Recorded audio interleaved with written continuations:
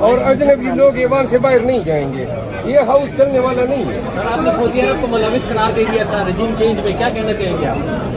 اور میں نے جو قرار دیا تھا وہ میری رائے تھی، تو کوئی میری زبان پہ تالا بندی تو نہیں کر سکتا. آپ نے کس پہ آپ نے اپنی رائے دی؟ ہاں جی، کس پہ آپ؟ اور بھائی جو لوگ بڑے دانشور سکرات اور بکرات بنتے ہیں کہ میں نے برادرم اسلامی ملک، برادری اسلامی ملک کوئی نہیں ہے. جو عزت وہ انڈیا کو دے رہے ہے اس کا شیر آپ کو نہیں دے رہے. مرمت صاحب، آپ کے پاس دنیا میں آپ لوگ سوئے ہوئے ہیں. آپ کے پاس کوئی فیکٹس بھی تھے؟ آپ کی جسٹ رائے تھی ہے کیا فیکٹس آپ کے پاس ہیں؟ کوئی ثبوت ہیں اس کے آپ کے پاس، یا رائے تھی جسٹ صرف رائے؟ آپ کے سائز کے ثبوت ہیں.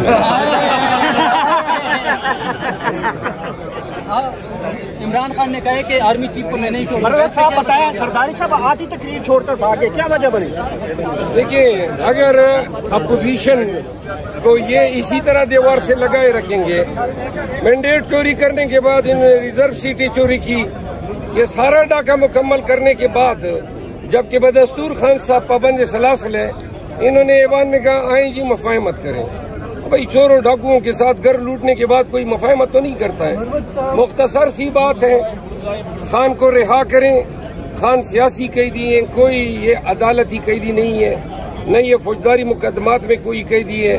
یہ سارے مقدمات جو ہیں ان کو انہوں نے صرف عدالتوں کے ذریعے مقدمات میں التوا کے ذریعے خان کی اسیری کو طوالت دی ہے. جو خان صاحب نے جیل میں بولا ہے کہ مشرف بی بی کا اگر مرڈر ہوتا ہے تو اس کے ذمہ دار آصف منیر صاحب ہوں گے، آپ اس بیان کو کیسے دیکھتے ہیں؟ خان صاحب ہمارے لیڈر کا بیان ہے، ہم اس پہ 100% مہر لگاتے ہیں. پی ٹی آئی کے لوگوں نے عمران خان کا جو قیدی نمبر ہے وہ جوتی کے اوپر وہ نمبر لگایا ہوا، آپ نہیں سمجھتے کہ ان کی توہین ہو رہی ہے اس سے؟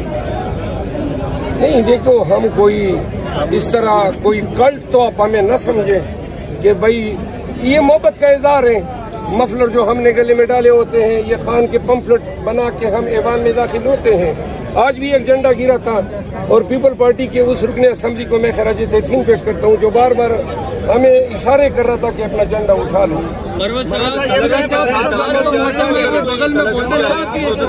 کیا کہیں گے؟ برسات کا موسم سر، برسات کا موسم ہے، برسات کا موسم ہے، بغل میں بوتل ہے آپ کے؟ برسات کا موسم ہے. میں نے آج سیٹی ہولٹوں میں دبائے میں ایوان کے اندر گیا اور وہاں پہ ایوان کے اندر اسٹیج پہ ہماری لیلا زرداری صاحب آئی ہوئی تھی. ہم نے سیٹی بجا دی اور بس زرداری صاحب کا ہم نے پرتپاک خیر مقدم کیا. اور ان کی وجہ جو احتجاج ہم نے ریکارڈ کرایا یہی حق بنتا تھا، اور ہمیں یقین ہے کہ پی ٹی آئی کے برقرار آج پاکستان بھر میں اور اکراس جو اوورسیز ہیں وہ خوش ہوں گے کہ پی ٹی آئی کے مینیجر نے اپنا حق ادا کیا. جا رہے ہیں کہ گرفتاری کا خدشہ تو نہیں؟ کوئی ڈر؟ میں گرفتاری کی ساتھ تیاری کے سمیت جا رہا ہوں. کیا تیاری کیا کی تھی؟ تیاری میری کچھ گولیاں گم کی بیگ میں وہ میں نے ڈال دی. یہ کون سی گولی؟ یار یہ میں ڈائبیٹک ہوں نا.